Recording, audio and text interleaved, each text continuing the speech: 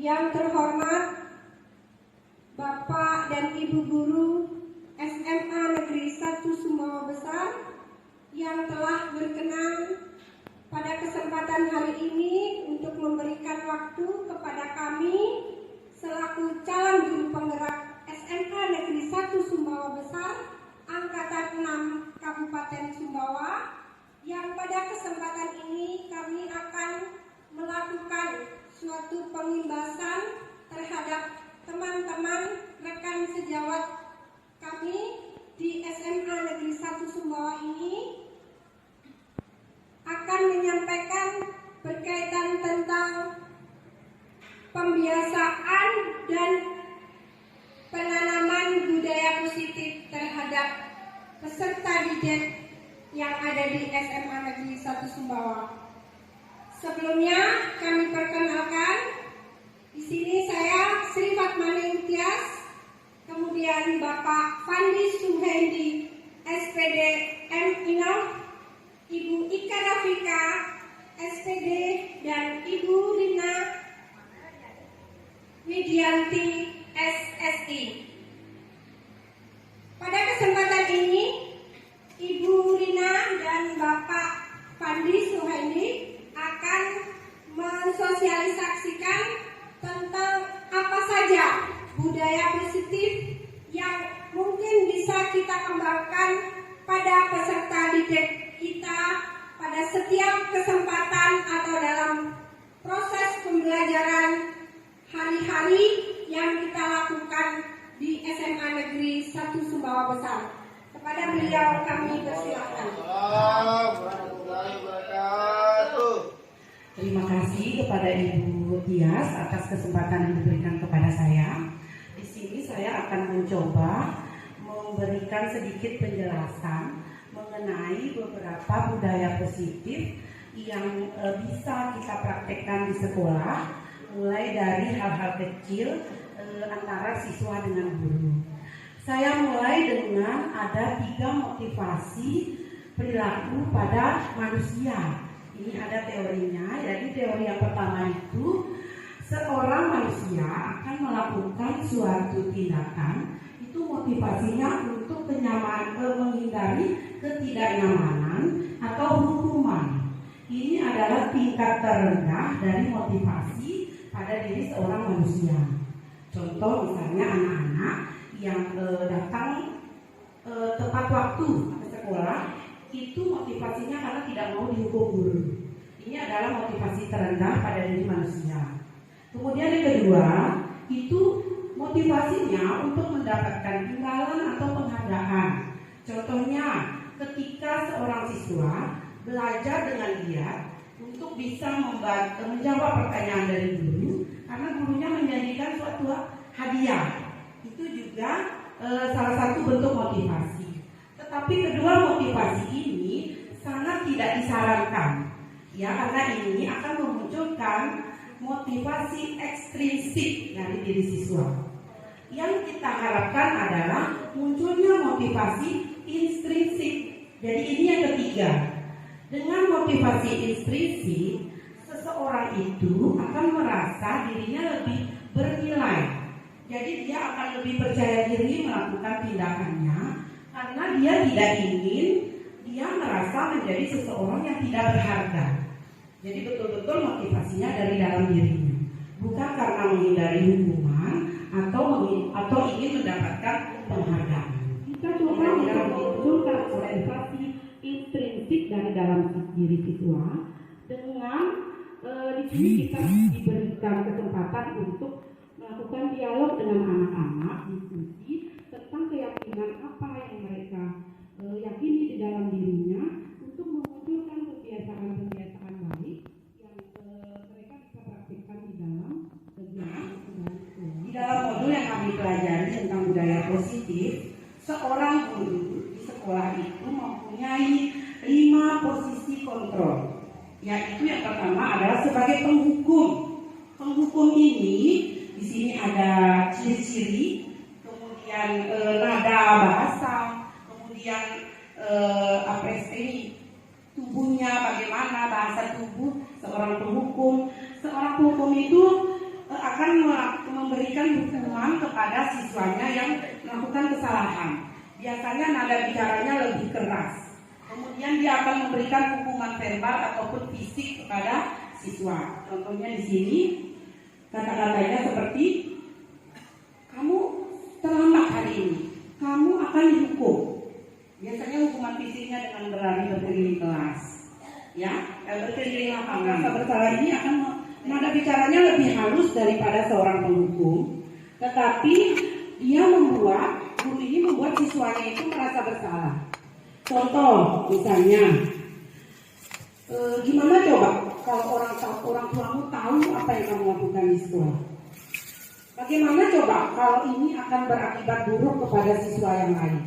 Nah, kata-kata ini adalah ciri-ciri seorang guru yang posisi kontrolnya adalah pembuat rasa bersalah. Nah, sebagai teman, biasanya kita ini sudah banyak yang berperan sebagai teman, itu sebagai teman akan memberikan banyak bantuan.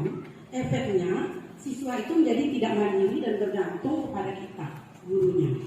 Ini juga posisi kontrol yang tidak disarankan sebagai teman. Lanjut yang keempat, ini sebagai pemantau. Pemantau ini beda tipis dengan teman, tetapi dia tidak memberikan banyak bantuan, hanya memantau. Jadi ketika siswa melakukan kesalahan, dia akan bertanya, peraturannya apa? Semestinya kamu sudah tahu peraturan ini apa. Kemudian konsekuensi yang akan kamu dapatkan apa? Itu ciri-cirinya kalau pemantau. Yang terakhir adalah manajer. Ini yang diharapkan. Ya, seorang guru diharapkan bisa menjadi manajer. Manajer ini sudah sempurna, fase sempurna kita sebagai seorang guru. Jadi kita akan memanggil siswa ketika melakukan kesalahan, kemudian dengan bahasa tubuh kita yang tidak boleh kasar kepada siswa, menanyakan apa keyakinannya. Jadi misalnya seorang siswa terlambat, apa yang kamu yakini dengan kesalahanmu ini? Lalu siswa mungkin menjawab, ya Bu, saya salah. Kamu tahu bahwa kamu salah. Yang kamu yakini dengan keterlambatanmu ini apa?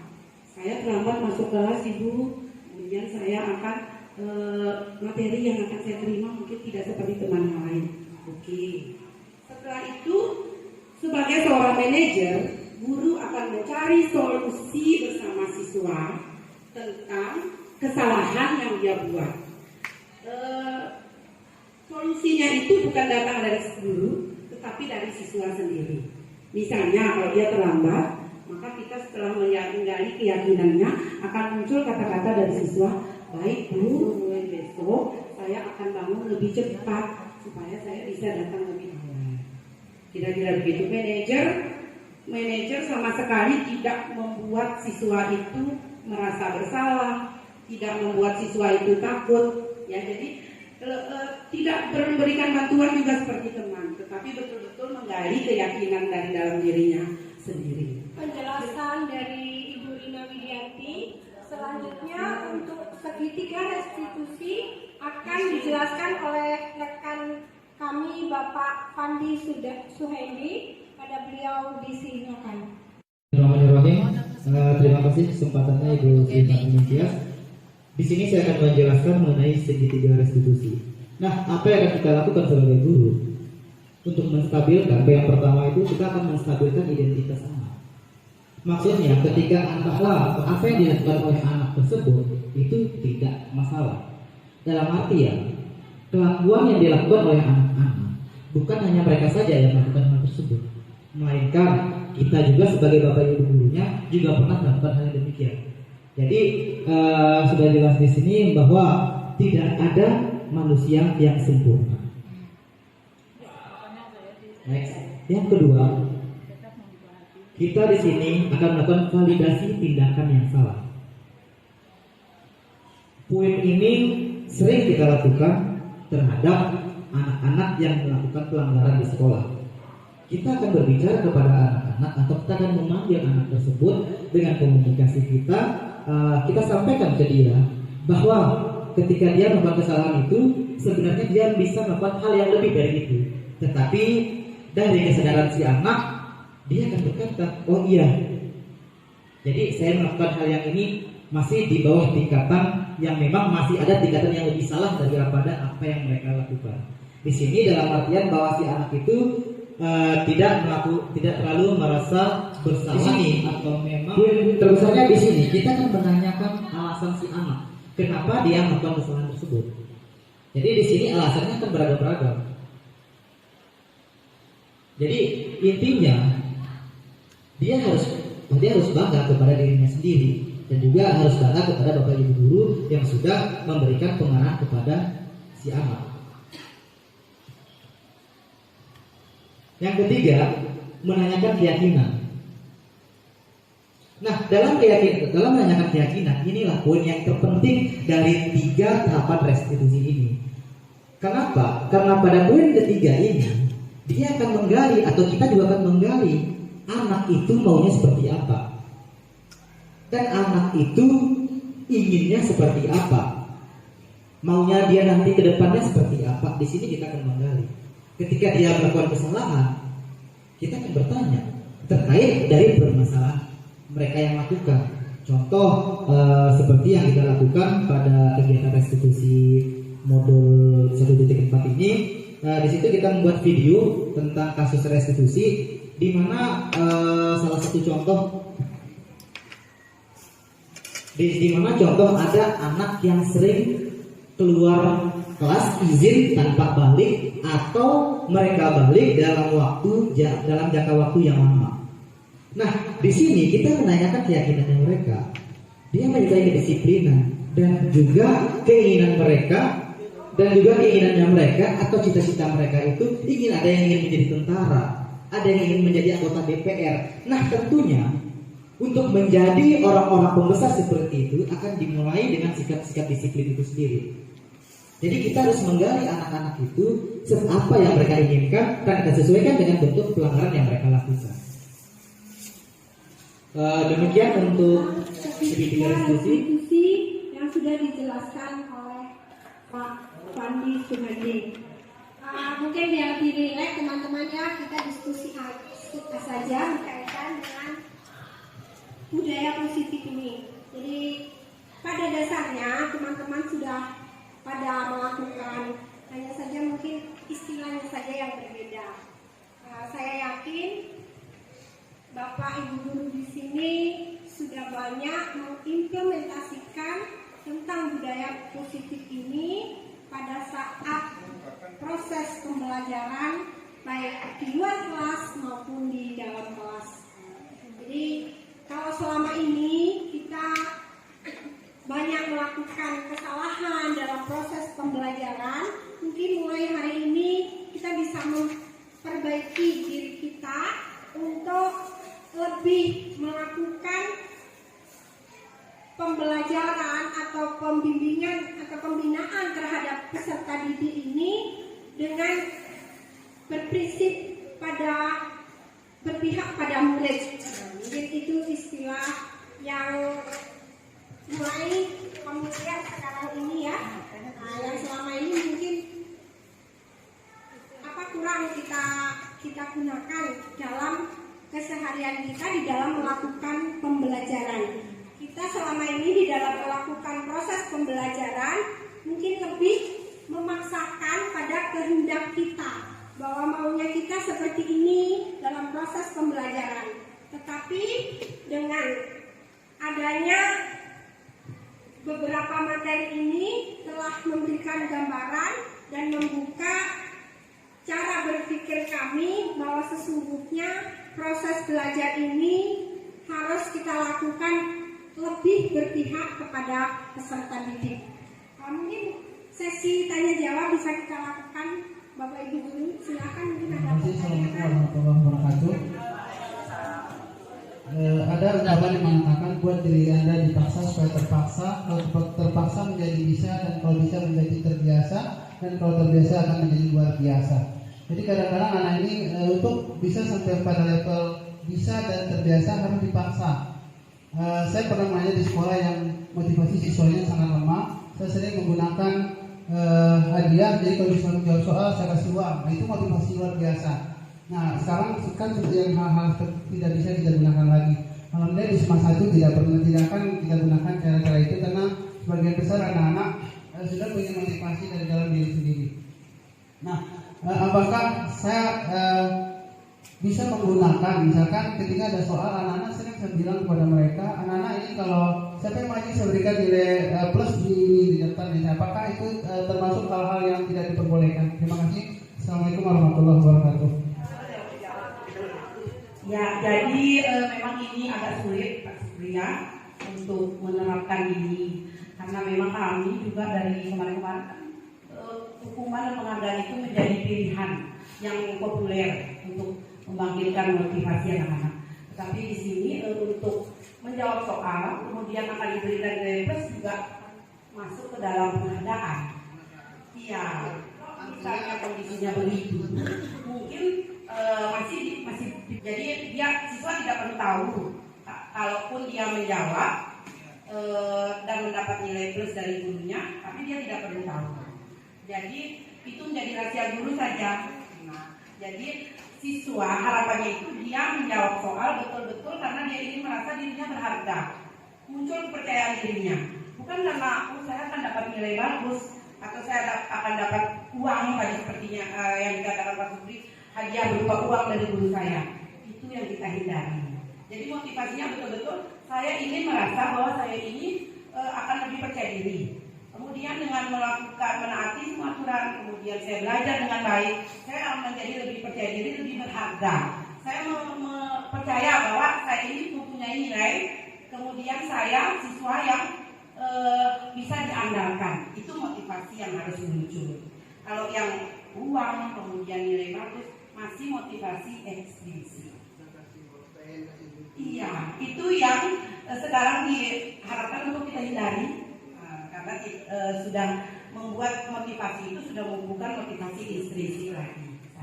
Kira-kira itu dari saya. Tetapan Pak Pandi? Tambahkan sedikit Pak. Jadi seperti yang dikatakan Ibu Rima, itu ada intrinsik, ekstrinsik. Di mana kalau dalam pemberian hadiah seperti itu kita memang dilarang untuk melakukan demikian. Kenapa? Ketika si anak tidak mendapatkan hadiah pada saat pertemuan berikutnya, otomatis si anak akan merasa down pada saat itu. Jadi berkurang semangatnya seperti itu Pak.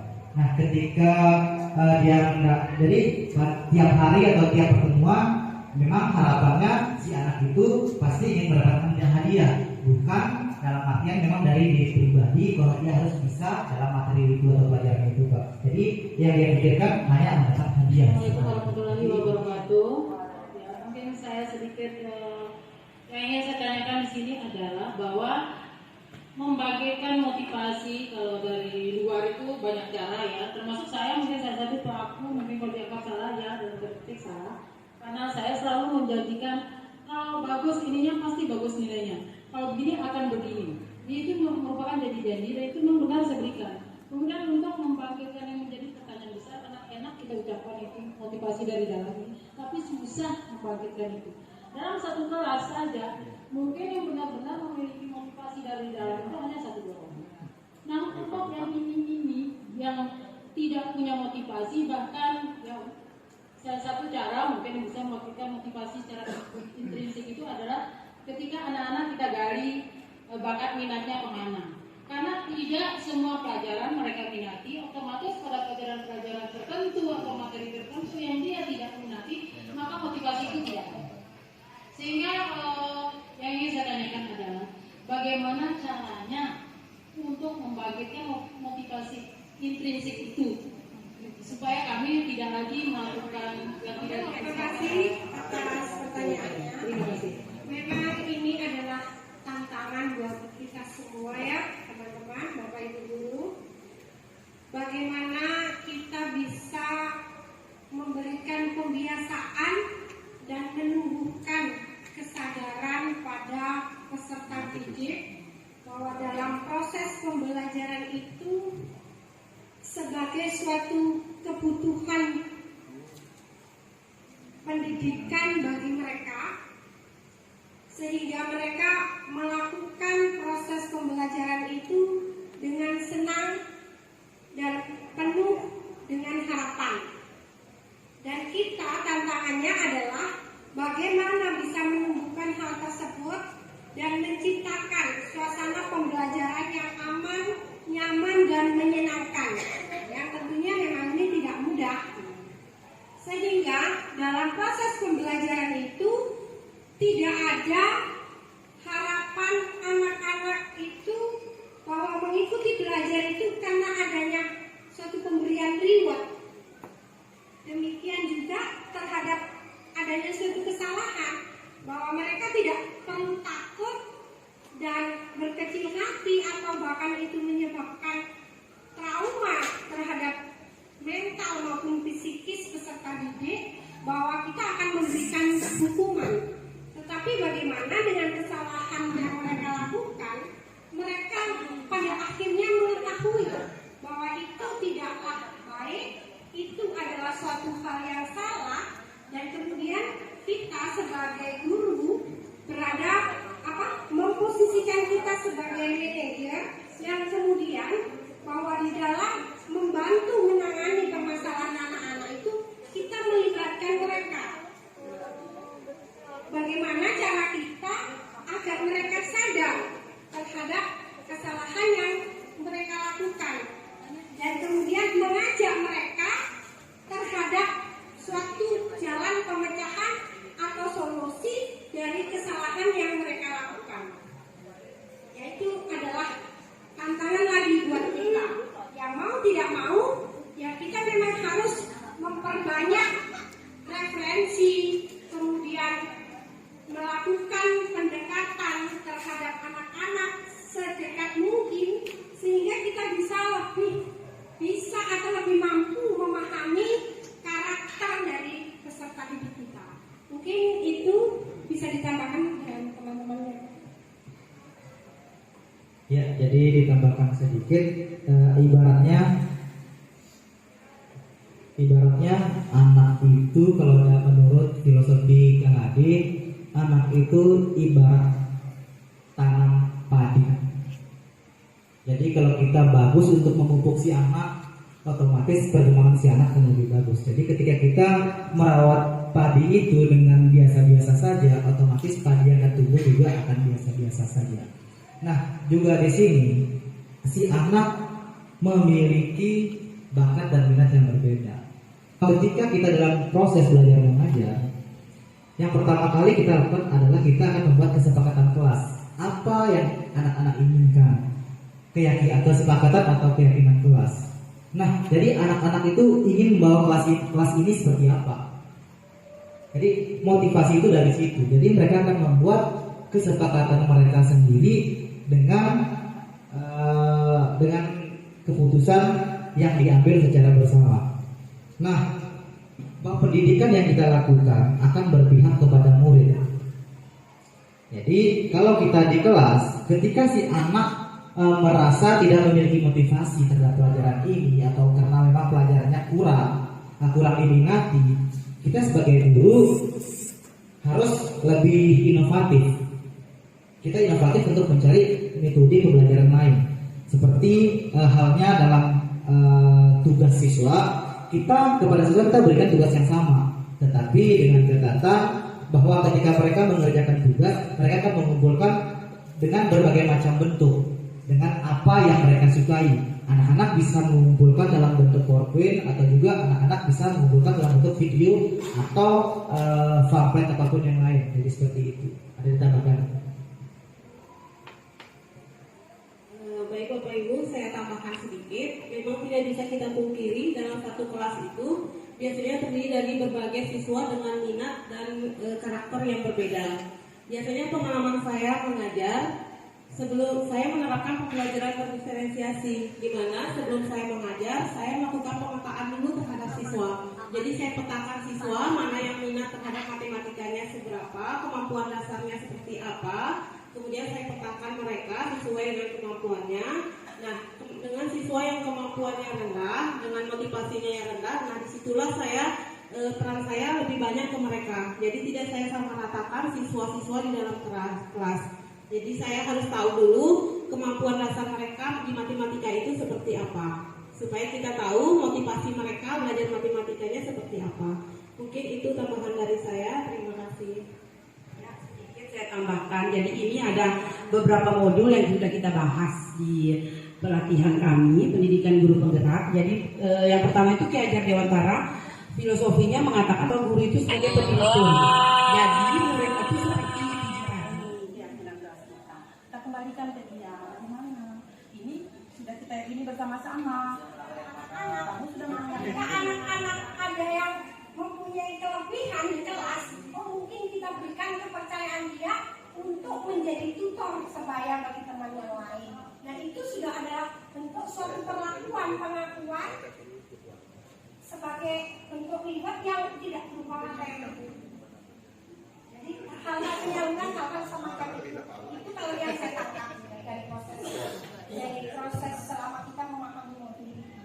Jadi bukan berarti terus oh ini bisa menjawab, oh saya kasih coklat. Itu yang harus terjadi. Karena itu sepertinya bagus buat kita atau kita kasih uang. Pada dasarnya reward ini pada suatu hari itu akan sebagai pemenuhan kebutuhan dasar dari manusia, adanya suatu bentuk pengakuan. Yang itu yang saya tangkap, dan ada beberapa yang lain, ada 5 kebutuhan dasar. Berarti hukuman dan penghargaan ini tidak boleh dilakukan. Ya, tidak disarankan. Tidak disarankan. Tidak disarankan. Senang sekali ya kita berdiskusi pada kesempatan ini. Semoga dari diskusi ini nantinya bisa menambah wawasan dan pengetahuan kita di dalam berkolaborasi untuk bisa menumbuhkan budaya positif pada peserta didik kita. Sebelum kita akhiri, mungkin di sini Ibu Ika akan membacakan terlebih dahulu kesimpulan dari apa yang kita hasilkan dalam diskusi pada kesempatan ini. Kepada Ibu Yofika, kamu silakan. Baik Bapak Ibu, berdasarkan hasil pemaparan dari teman-teman kami tadi tentang budaya positif, jadi ada 3 motivasi perilaku manusia. Yang pertama, motivasinya untuk menghindari hukuman. Yang kedua, motivasinya untuk mendapatkan imbalan atau reward. Yang ketiga, motivasi intrinsik, yaitu berasal dari dalam diri sendiri. Kemudian ada 5 kontrol guru. Yang pertama sebagai penghukum, yang kedua sebagai pembuat rasa bersalah, yang ketiga sebagai teman, yang keempat sebagai pemantau, dan yang kelima itu sebagai manajer. Ada segitiga restitusi. Ini digunakan untuk menangani masalah siswa. Yang pertama, kita menstabilkan identitas. Yang kedua, melakukan validasi tindakan yang salah. Dan yang terakhir adalah menanyakan keyakinan. Jadi itu tadi hasil dari diskusi kita, pemaparan teman-teman tadi. Semoga dari hasil pemaparan tersebut menambah wawasan baru bagi Bapak Ibu hari ini. Untuk selanjutnya saya serahkan ke moderator. Demikianlah kesimpulan yang